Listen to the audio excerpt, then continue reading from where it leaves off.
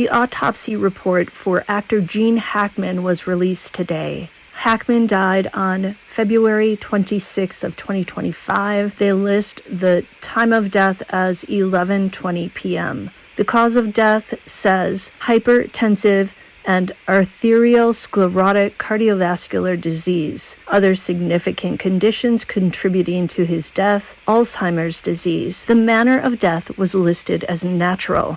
The report shows that he had a bypass graft in his heart, cardiac stents, remote myocardial infarctions, prosthetic aortic valve replacement, severe arterial sclerosis of aorta, pulmonary artery pressure sensor, left pulmonary artery. He also had a biventricular pacemaker, a history of atrial fibrillation, history of congestive heart failure, severe chronic hypertensive changes in the kidneys. He also had neurodegenerative features consistent with Alzheimer's disease. These include plaques and tangles in the cortex and the brain stem. He had gallstones.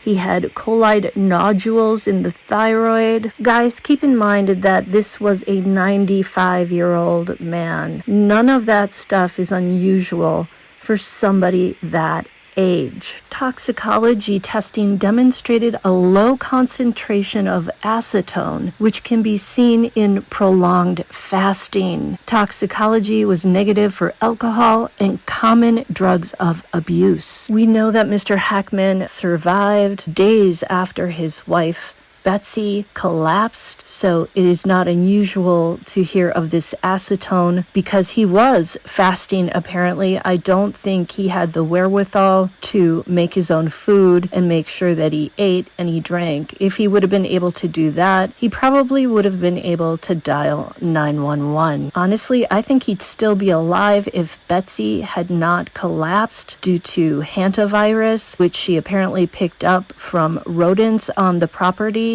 Yes, he had all these comorbidities, all these other problems, kidney problems, heart problems, but being without food and drink for days on end as Betsy was dead on the floor, I believe hastened his demise. It's too bad that they didn't have somebody outside the home checking in on them each week, day to day. Maybe this could have been prevented. They described the body of Gene Hackman as being well-developed, thin, weighing 63.6 kilograms. Encircling the left wrist is an identification band labeled with his name. They received the body clad. I think that means it was received at the medical examiner's office wearing clothing. They said that when they got it, the body was cool. Rigor mortis was absent, but it was still present in the jaw. Fixed pink liver mortis extends over the posterior surfaces of the body, except in areas exposed to pressure. The body was in a state of mild decomposition. Post-mortem changes included mild green discoloration of the lower chest and the abdomen, as well as drying artifact of the nose, ears, and hands, post-mortem skin slippage, and post-mortem abrasions are present on the right pre-tibial region and on the medial aspect of the left leg. The scalp hair is white and short. The irises, I believe, cannot be assessed. The corneas are clouded. There was no petechial hemorrhaging identified on the sclerae, facial skin, or oral mucosa. The nose and the ears are normally formed. The decedent wears a beard and a mustache. It said the teeth are in good condition, and the neck was unremarkable. He did have a pacemaker. He had some scars on his lower left leg. He didn't have any cosmetic piercings. Surprise, surprise. Not really a surprise. And he didn't have any tattoos.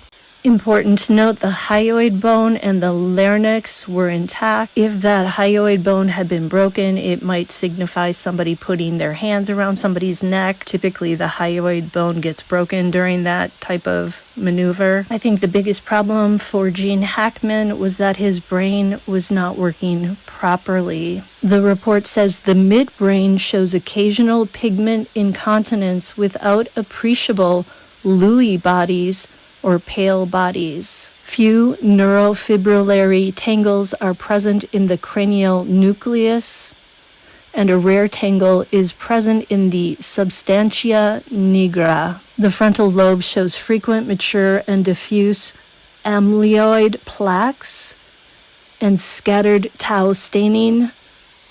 I believe those tangles hint at the Alzheimer's disease. It's too bad that Gene Hackman did not have children that checked in with him every day. When you're 95, even if you're living with your younger wife, you want to check in on your elderly parents, I would think. I mean, I would. I don't know about you.